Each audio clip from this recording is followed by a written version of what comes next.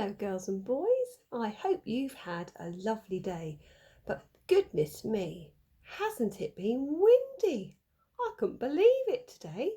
The trees have been blowing, the wind's been blowing, the leaves have been blowing everywhere. Wow, what a busy windy day it's been, but I hope whatever you've done, you've had a lovely day. Now we're going to have our story in a moment, and our story today is called Come On Daisy. It's about a little duck. You might have seen these stories before. They're rather lovely, and I thought I'd share this one with you today. So I hope you're snuggled down somewhere comfortable, somewhere warm, and somewhere where you are ready to be able to listen to our story called Come On Daisy. So I'll find the first page and we'll begin. "You must stay close, Daisy," said Mamma Duck. "I'll try," said Daisy. You can see her there. Mummy is the white one and Daisy is the yellow one. But Daisy didn't stay close. "Come on, Daisy," said Mummy Duck. So Mummy Duck's over here, Daisy is over here. They're quite a long way away, and Daisy's saying hello to someone she's seen in the water. But Daisy also was watching the fish. So here she is, and she's dipped her head beneath the water and she's looking at the fish beneath. There's an awful lot of them. 3 here and lots of others. They must be very interesting to see. "Come on, Daisy," shouted Mummy Duck again. But Daisy was far away, chasing dragonflies. There she is, there's Mummy. And all the way over there is Mummy Duck, Baby Duck, sorry, and the dragonflies that she's chasing. "Come here, Daisy," shouted Mummy Duck. But Daisy was bouncing on the lily pads.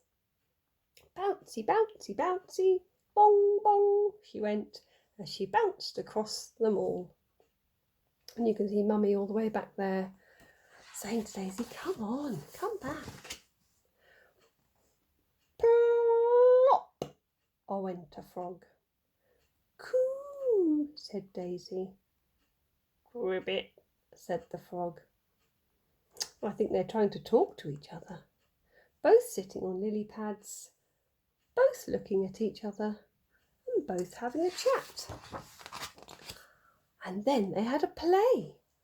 Bong, plop, bong, plop, bong, plop. Splosh! Who's gone? You're right, the frog has gone. "Coo," said Daisy, but the frog had gone. There's just Daisy there on her own.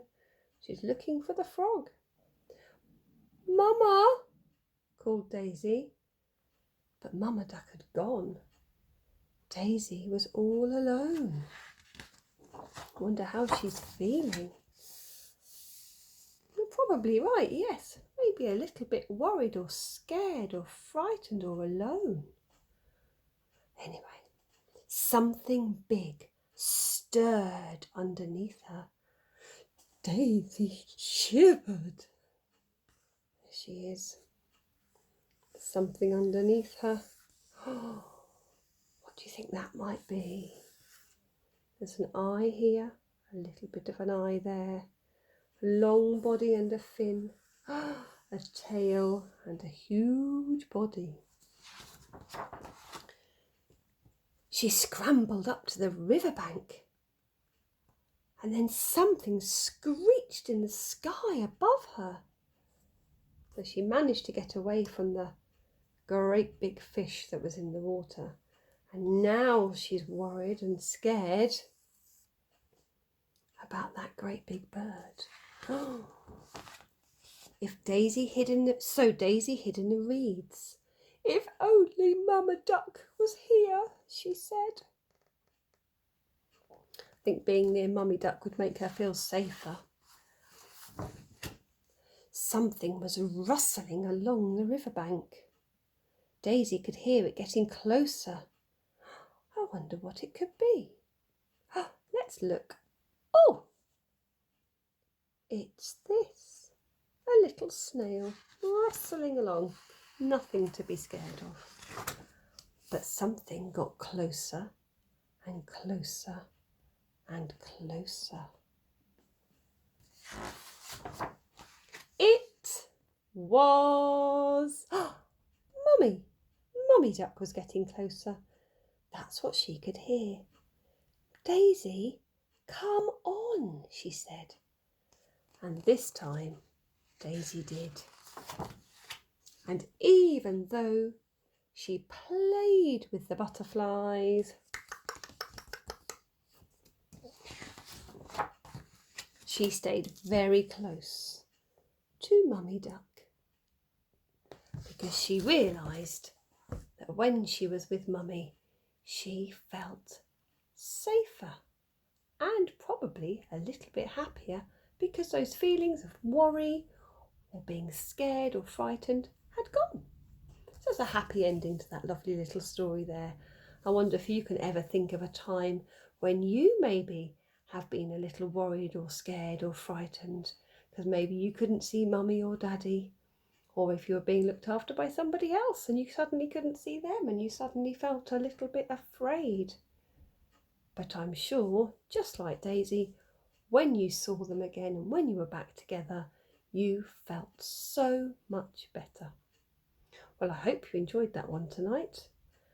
And we'll be back tomorrow with our Saturday story. So from me to you, it's time to say good night. But before I go, have you done those 3 things? Or are you about to do them? Number 1, have you cleaned your teeth? Number 2, have you been to the loo? And number 3, are you ready for bed in whatever you wear? And if you've done all those things, you're probably just about ready for bedtime. So, from my house to your house, good night, everybody. Sleep well, and I will read you another story again tomorrow. Bye-bye.